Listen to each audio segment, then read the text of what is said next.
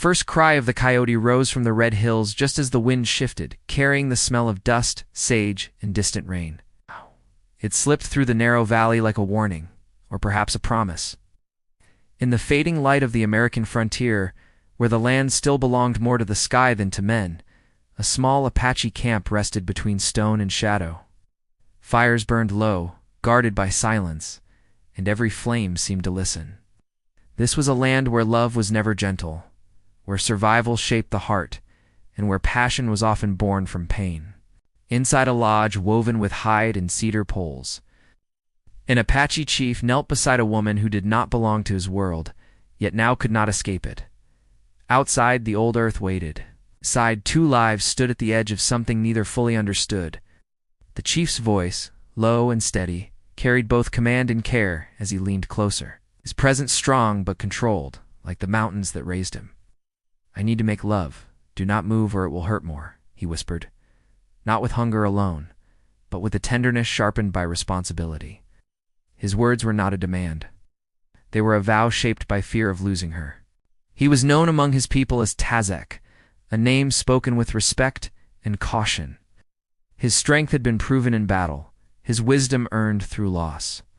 Tazak had buried brothers, watched the old ways bleed into the sand, and carried the weight of a future that no longer felt certain. He had learned to master his emotions because the world had given him no choice. Yet now, kneeling beside this woman, his control was tested in a way no enemy ever had. She had arrived weeks ago, carried by fate and violence. The settlers called her a survivor, though they never asked what she had survived.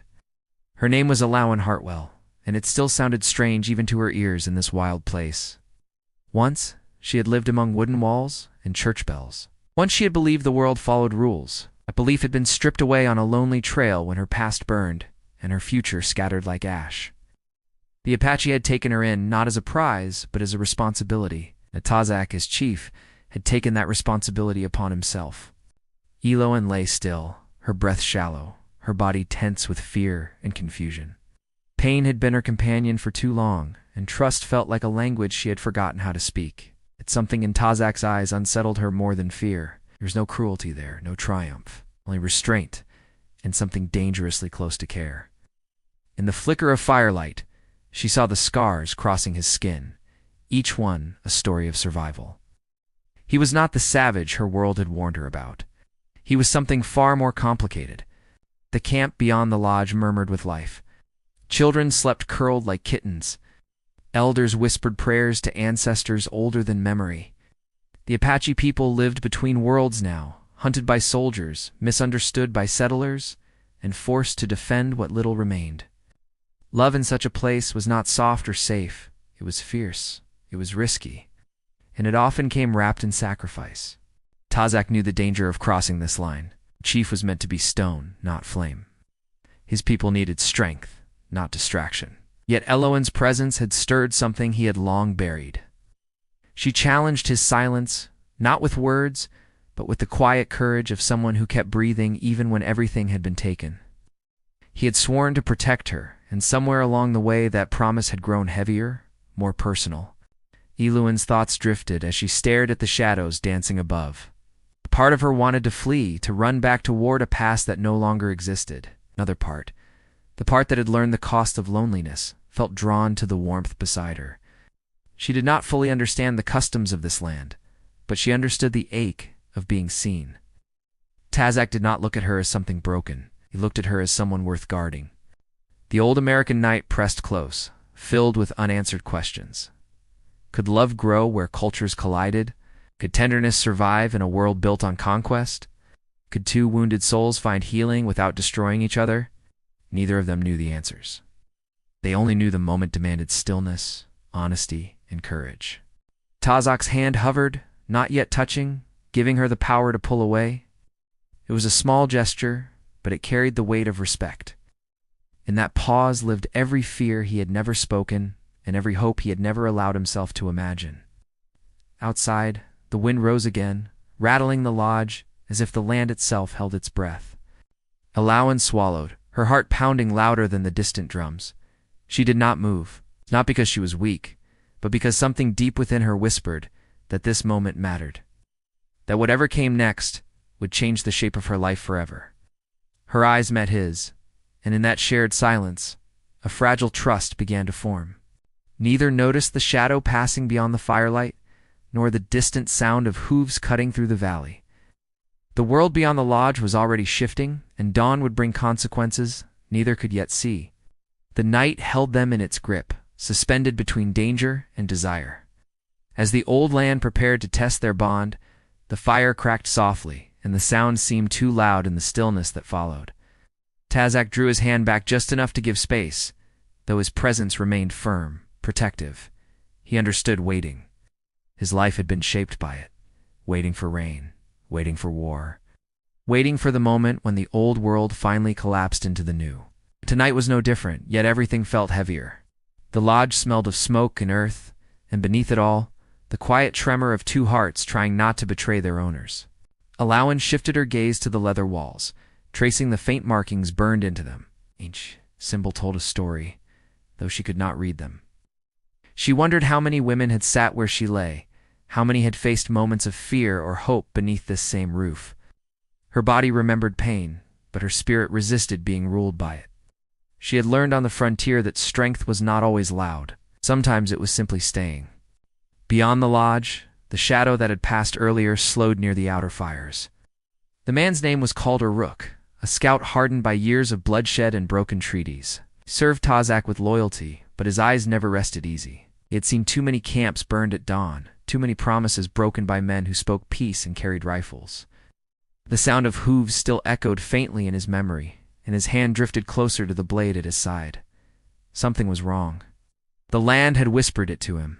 Calder turned his gaze toward the dark hills, where the moonlight barely touched the rocks. Soldiers had been moving closer in recent weeks. Word traveled fast on the frontier, carried by traders, deserters, and frightened settlers. An Apache chief sheltering a white woman was a story that could spark mercy or massacre.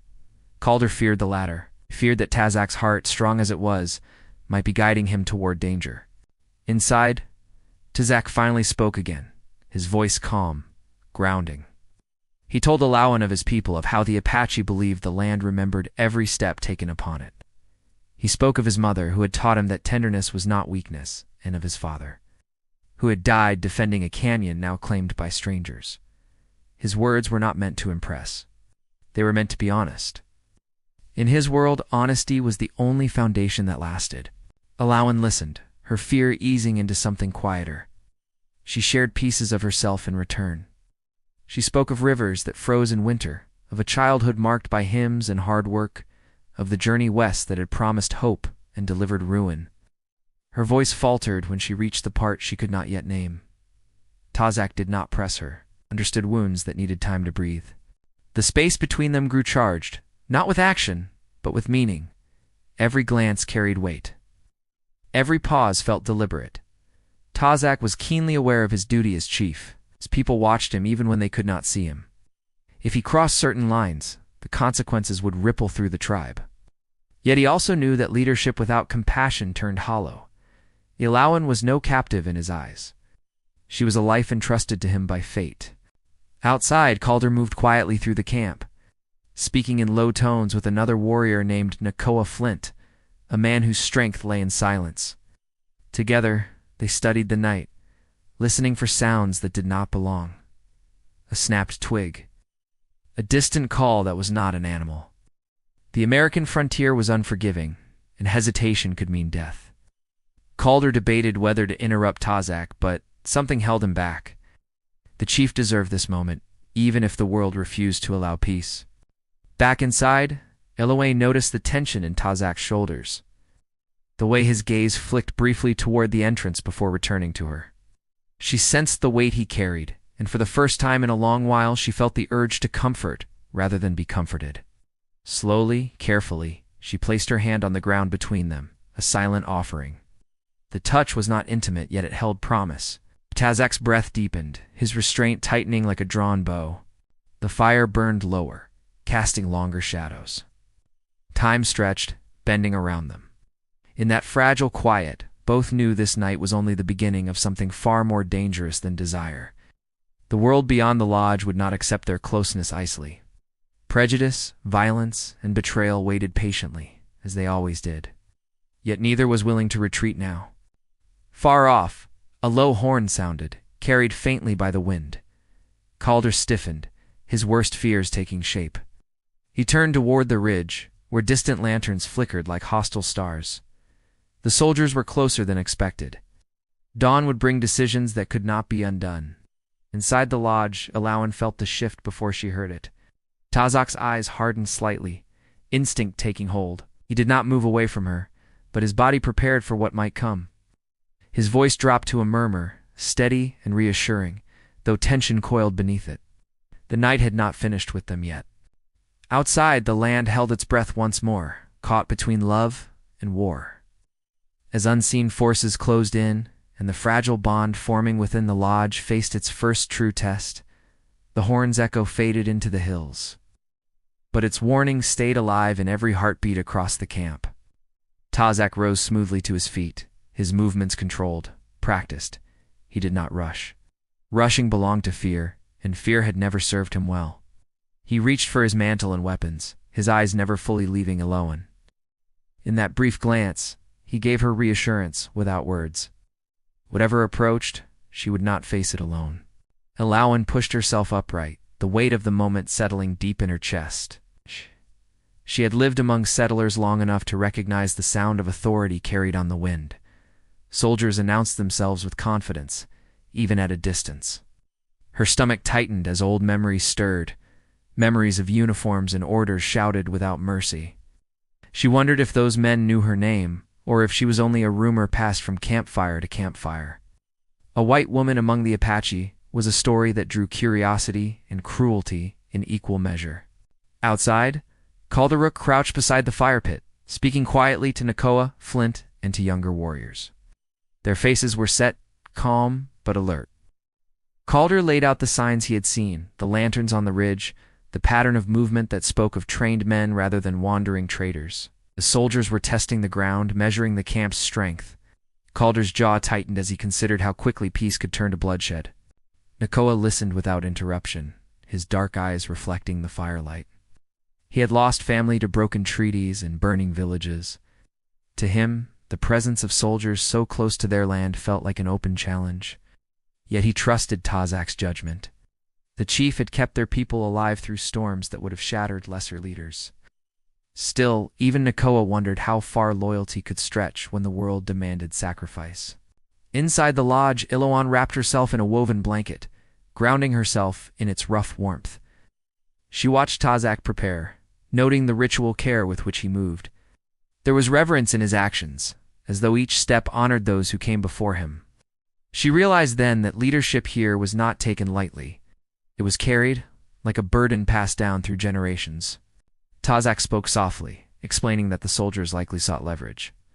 They wanted submission, information, or a reason to justify force. He warned her that if they demanded to see her, he would decide what answer to give. Lawan felt a flicker of fear, followed by something stronger. Trust. She nodded, understanding that her presence placed his people at risk. The knowledge weighed on her, stirring a quiet resolve she did not know she possessed. As the night deepened, the camp shifted into readiness. Fires were banked lower. Children were moved closer to the center. Elders murmured prayers that blended with the rustle of leaves. The Apache way of life had always balanced between movement and stillness, between patience and action. Tonight tested that balance. From the ridge, Captain Silas Crow studied the valley through a spyglass. He was a man shaped by ambition and order, convinced that the frontier could be tamed if only the right hands held the reins. Stories of Tazak had reached him months ago, tales of a chief who resisted without open war, who protected his people through strategy rather than brute force. Crow respected strength, but he trusted control more. The rumor of a settler woman under Apache protection intrigued him. Such details could shift negotiations or end them. Crow's second-in-command, Harlan Pike, urged caution. Pike had seen too many encounters spiral into tragedy. He believed the land resisted being owned, that every attempt to claim it came with a price. Crow dismissed such thoughts as weakness. To him, the presence of soldiers was already a victory. The Apache would bend or they would break. There was no room for uncertainty in his plans. Back in the camp, Calder slipped closer to the lodge entrance, ready to relay word the moment Tazak stepped out. His thoughts briefly turned to Eloin. He had watched her move among the camp in recent days, quiet but observant, offering small kindnesses where she could. She reminded him that humanity did not belong to one people alone, yet he feared that her presence might become the spark that ignited a larger conflict. Inside, Tazak placed a hand over his heart, a gesture of promise. He told Eloin that no matter what was said outside, she was under his protection. The words carried weight, rooted in tradition and honor. Eloin felt her eyes burn, though she refused to let tears fall. She had lost enough to grief. Now she wanted to stand. The air grew colder as clouds drifted across the moon. The valley seemed to shrink under the pressure of approaching authority. Footsteps echoed faintly, deliberate and measured. Calder tensed, signaling the warriors to hold their positions. This was not yet an attack. It was a test of wills. Tazak stepped out of the lodge, his silhouette strong against the firelight. The camp fell into near silence as eyes turned toward him. He stood tall, every inch the leader his people needed. The American frontier had taught him that survival often depended on knowing when to speak and when to wait. From the ridge, Captain Crow watched the chief emerge, lowered the spyglass, a thin smile crossing his face. The game had begun, and neither side intended to yield easily. Inside the lodge, Eloin remained still, her heart pounding as she listened to distant voices begin to carry across the valley. She knew this night marked a turning point. Whatever unfolded next would shape not only her fate, but the fate of everyone bound to this land. The tension tightened like a drawn breath, unbroken. As the old world and the new stood on the edge of collision, the voices from the ridge carried farther now, firm and practiced, shaped by authority that expected obedience.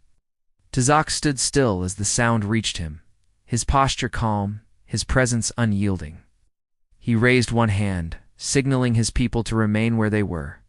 No arrows were drawn, no weapons lifted. Strength, he knew, did not always announce itself with force. Sometimes it waited, steady as stone. Captain Silas Crow stepped forward into the open lantern light, catching the brass on his coat. He spoke with confidence, his tone measured, as though this meeting were already decided in his favor. He called out Tazak's name, pronouncing it carefully, a sign that he had done his research. Crow spoke of peace, of order, of the government's interest in stability along the frontier. His words sounded reasonable, but the weight behind them was heavy with threat. Tazak listened without interruption. He had heard such speeches before, wrapped in fine language and backed by rifles. When Crow finished, Tazak replied slowly, his voice carrying across the camp like a steady drumbeat. He spoke of land older than any flag, of people who had honored agreements only to watch them crumble. He did not raise his voice. He did not insult. His restraint unsettled Crow more than anger would have. Inside the lodge, Eloin strained to catch every word. She pressed her palm to the earth beneath her, grounding herself. The tension outside seeped through the walls, filling her chest with unease. She understood now that this was not only about her presence, it was about control, about who was allowed to belong. Her fate had become a thread woven into a much larger struggle.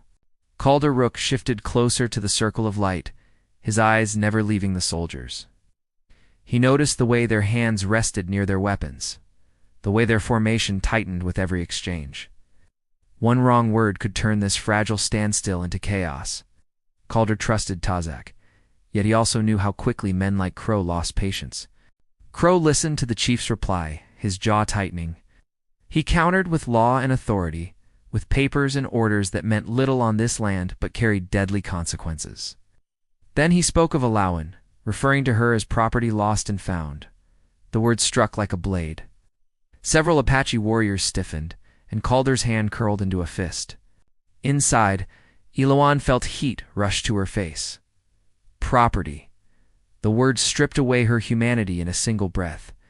Before fear could stop her, she rose and moved toward the lodge entrance. She paused just inside the shadows, listening as Tazak answered. His voice sharpened, not with rage, but with certainty. He said she was under his protection, that no one would claim her without crossing him first. The night seemed to hold its breath. Crow's expression shifted, surprise flickering across his features. He had expected resistance, but not this level of defiance. He studied Tazak more closely now, reassessing. Around them, the American frontier felt smaller, tighter, as if the land itself leaned in to witness the outcome. Alawan stepped into view then, her silhouette framed by firelight. A ripple passed through both camps. Crow's eyes narrowed, calculating. Calder felt a surge of alarm mixed with respect. It took courage to step forward now. Lawan stood tall, her fear present but mastered. She spoke clearly, telling Crow she had chosen to remain, that she was safe, that she would not return under force. Her words disrupted the balance Crow had relied on. This was no helpless captive. This was a woman claiming her own voice. Murmurs spread among the soldiers. Pike glanced at his captain, concern etched into his face. The situation was no longer simple. Tazak moved subtly closer to Alawan, not touching her, but offering silent support. Their closeness spoke volumes. Crow saw it, and something like frustration flared in his eyes. He warned them both of consequences, of what defiance could cost. Yet he hesitated. Violence here would draw attention, and attention could unravel his command. As the standoff stretched on, clouds slid away from the moon, bathing the valley in pale light. The Apache camp stood unified, calm in its readiness. The soldiers, for all their numbers, felt suddenly exposed. Calder sensed the shift and allowed himself a slow breath. This was not victory, but it was not defeat either. Crow finally ordered his men to hold position. He announced that this matter was not finished, that he would return with answers that favored order. His words rang hollow, but they carried promise of future trouble. With a sharp gesture, he turned back toward the ridge, lanterns bobbing as the soldiers withdrew. The tension did not vanish with their retreat. It lingered, heavy and unresolved. Tazak remained where he was until the last light disappeared. Only then did he turn back toward his people. Quiet conversation resumed, cautious and low. The night had tested them, and dawn would bring questions no one could yet answer. Inside the lodge, Alawan sat again, her legs unsteady now that the danger had pulled back. Tazak joined her, the space between them charged with unspoken emotion. Relief mingled with fear, and beneath it all a growing bond forged in shared risk. They had stood together when it mattered. That knowledge settled between them like a promise. Outside, Calder resumed his watch, eyes scanning the hills. He knew Crow would not forget this night. Forces were moving, alliances shifting, yet for now, the camp held, bound by loyalty and courage. As the fire burned low once more, Tazak and Alawan sat in silence, aware that the path ahead would demand sacrifice. The American frontier offered no easy endings, only hard-won hope. Somewhere beyond the valley, fate gathered itself, preparing the final test that would decide whether love and honor could truly survive the storm that was. Coming dawn arrived gently, washing the valley in pale gold and softening the sharp edges of the night before. The land seemed calmer, as if it too had survived something difficult and chosen peace for a while. Tazak stood at the edge of the camp, watching the light stretch across the hills. The soldiers had not returned with the sunrise. Wait. That silence spoke louder than any threat. Alawan stepped out beside him, the morning air cool against her skin. She had slept little, but her eyes were clear. Fear still lived in her, yet it no longer ruled her steps. The events of the night had changed her. She had spoken her truth in the open, and the world had not shattered. Instead, something stronger had formed in its place. Calder Rook approached quietly, respect in every movement. He reported that scouts had followed the soldiers' trail for miles. Captain Silas Crow had withdrawn toward the fort, not in retreat, but in calculation. Crow had learned that force alone would not bend this camp easily. Calder believed negotiations would follow, one shaped by caution rather than arrogance. Tazak listened, then nodded. He thanked Calder and Nakoa Flint for their vigilance. Leadership, he knew, was not a solitary burden. It was carried by many hands and many hearts. The Apache people gathered as the sun climbed higher, drawn by curiosity and relief. Elders spoke softly among themselves, reading signs in the wind and the birds. The night's trial had strengthened the camp's unity. Later that morning, Tazak called a council. Alawan was invited to sit within the circle, not as an outsider, but as someone whose fate was now intertwined with theirs. The elders studied her carefully, not with suspicion, but with thoughtful eyes. Alawan spoke again, this time without soldiers nearby, without threats pressing in. She told them she wished to stay, to learn, to contribute, rather than hide. Her voice trembled only once, then steadied. An elder named Ashkata, whose hair was silver and whose gaze seemed to hold centuries, asked her what she sought. Alawan answered simply that she sought a place where truth mattered more than fear. Ashkata smiled, a slow, knowing curve of the lips. The council murmured in agreement. The decision was not made lightly, but it was made with care. Word from the fort arrived days later, carried by a trader known for walking between worlds. Captain Crow had sent a message proposing terms. No demand for Eloan's return, no threat of immediate force. Instead, an uneasy acknowledgement of boundaries. The government would watch, but it would wait. For now, peace would stand. It was not a perfect victory, but on the American frontier, perfection was rare. Life in the camp gradually found its rhythm again. Children laughed more freely. Fires burned brighter. The tension that had gripped every breath began to ease. Alawan learned the ways of the Apache women, their strength woven into daily acts of survival and care. She learned to grind corn, to read the sky, to listen before speaking. In return, she shared stories of distant places, of rivers and seasons unknown to this land. Exchange replaced fear. Tazak and Alawan spent time together openly now, walking along the valley where the grass bent under their steps. Their bond grew not through haste, but through shared understanding. Tazak spoke of the future he envisioned for his people, one that balanced tradition with change. Helan spoke of healing, of rebuilding a sense of home, not defined by walls, but by trust. Calder watched them from a distance, a quiet smile touching his usually guarded face. He had seen enough loss to recognize hope when it appeared. Nakoa Flint, ever silent, offered Tazak a nod of approval that carried deep meaning. The camp accepted what was forming between chief and woman, not as scandal, but as a symbol. Two worlds choosing connection over conflict. When the time came, Tazak stood before his people and declared his intention to bind his life with Eloan's. He spoke with humility, acknowledging the weight of his role and the care such a union required. Alawan stood beside him, her hand steady in his. The elders gave their blessing, guided by Ashkara's wisdom. The ceremony was simple, rooted in the land and the present moment. As the sun set that evening, the valley filled with song and gentle drums. There was no excess, no spectacle, only meaning. Alawan felt a warmth she had not known in years, a sense of belonging earned rather than claimed. Tazak felt a quiet strength settle into his chest, a balance between heart and duty. Far away, Captain Crow read reports of a camp that remained calm, unified, and watchful. He understood then that some battles were not won by force. The frontier, stubborn and vast, demanded respect. He turned his attention elsewhere, leaving the valley to its chosen peace. In the seasons that followed, the land healed in small ways. Trade replaced raids, words replaced weapons more often than not. Alawan became a bridge, her presence easing tensions, her choices reshaping assumptions. Tazak led with renewed purpose, his people standing taller behind him. On quiet nights they would sit together beneath the stars, the same stars that had witnessed fear now shining over hope. The land remembered their steps, just as Tazak had said. It remembered courage, restraint, and love chosen against the odds. In a world shaped by conflict, they had carved out something rare. Not a perfect ending, but a true one. A future rooted in respect, guarded by unity, and warmed by a bond strong enough to endure whatever storms the American frontier might yet send their way.